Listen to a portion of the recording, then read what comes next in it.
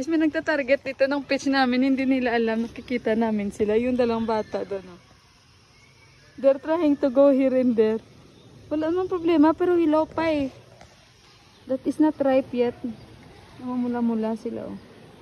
You can eat this very nice. But this is on top. We have to make, no? What did you call that one? The long stick? To get, to pick. Pumulan guys, nandito siya sa taas kasi after niya mag-treadmill, nag-walking siya dito. Ngayon kumukuha ako ng video dito. Nagtatawa ako kay Gita Didit, pareho kami nagtatawanan kasi nagkakasalubungan kami. Noong una namin nagkasalubungan pala, sorry. Hindi siya payong, basa na siya. Pangalawang nagkasalubungan kami, may payong siyang dala, natawa siya sa akin pero basa na siya. Yan kasi Ronaldo.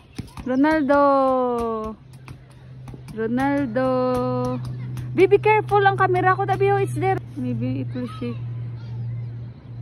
Alam nyo si Deepak, makulit din yan guys.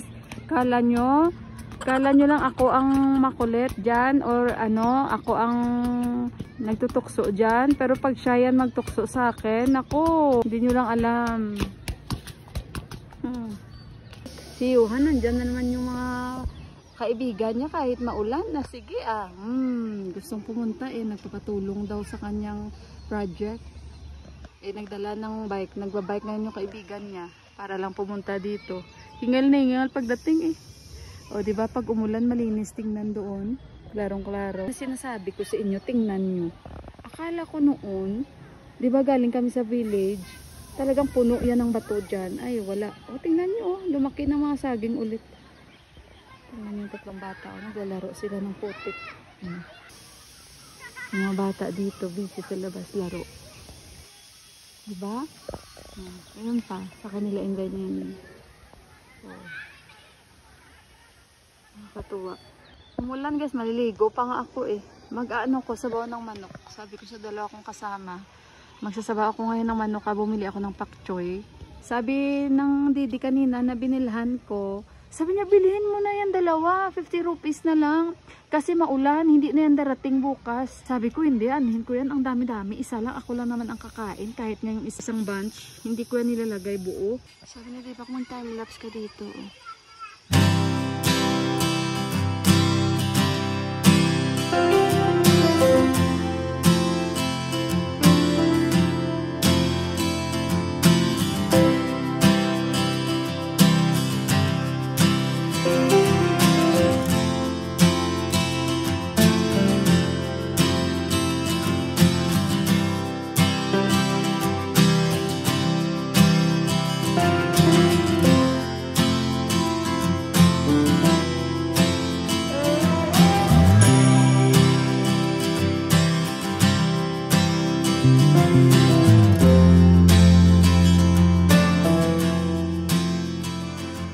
Si Deepak nag-try nito, i-try natin. Very nice daw. Ay, wala. Matamis. Parang mangga. No?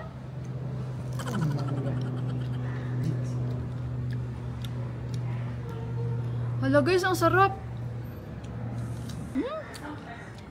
Buwa. Mami, aro. Yung unang tanim ni Buwa, mga maliliit yon.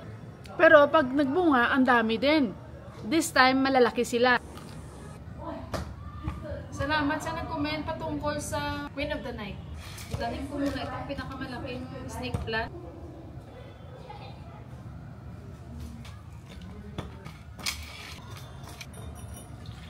Yung kapitbahay ko nagtatanim din siya.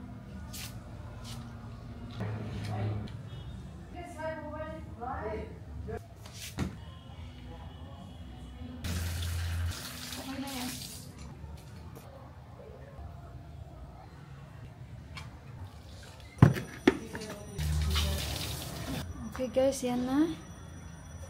Ayan na yung bigay ni auntie. Taas sabi ni Mandira, pag dumami na daw talaga itong mga naganak-anak, maghihingi din daw siya. Yan. Kasi ito dumami na siya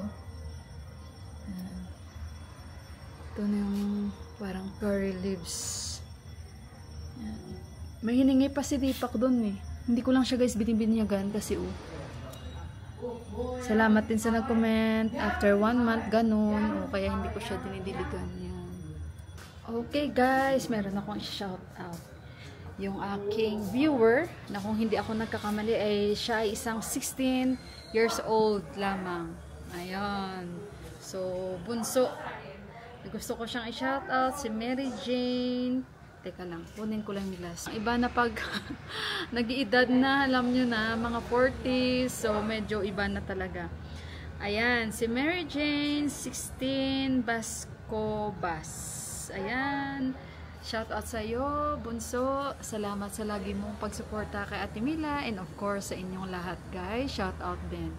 By the way, sabi niya, ganda talaga ng Nepal, walang marites, mga chismosa, parang peaceful life sa Nepal. Actually, sa totoo lang, maraming marites dito. Napakadami. Kung alam nyo lang. Akala nyo lang yan. Siguro naman kahit saan may marites talaga. Pero napakadami dito kung alam nyo lang. At hindi nyo lang yan halata dahil hindi sa video. Lalong-lalo sa village, napakadami po. Nag-boom talaga yung marites na yun Alam nyo ba, yung ate ko, pangalan niya Marites. Hindi ko talaga akalain na ang Marites ay isang chismosa pala na pangalan. Mabuti na lang yung ate ko, hindi siya chismosa. Kasi kung chismosa yun, bagay talaga ang pangalan niya sa kanya. Okay guys, so kain tayo. Ito yung niluto ko for today. Sinabawan nga manok. Nga may kamatis. Kung sa Tagalog, pa kinamatisan ni kuno nga manok mo. O kaon ta. Yung gabi si inyo, da panyapon kita. Sinabawan nga manok kami patatas. Kag may petchay niyo Kaon ta. Pakchoy o pokchoy. Ano yan? O sige. Yun na yun. Panyapon kita. Kampay gid. Ang saging. Paborito ko gid. Basta sinabawan. Tapos may saging. Ay. Bapuchero lang Tayo gusto ko may saging talaga. Sinabawan tapos may saging. Kain tayo. Guys, si Johan. Mamaya na daw. Magawa sila ng project. Si Deepak nakain dito sa katabi. What you eating banana with? Weird para kay Deepak. Pero, this is how we eat. You know, I'm a Filipino.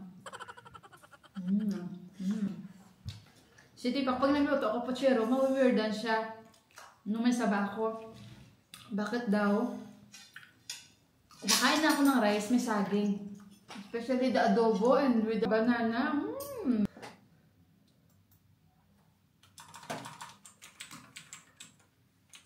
Definitely.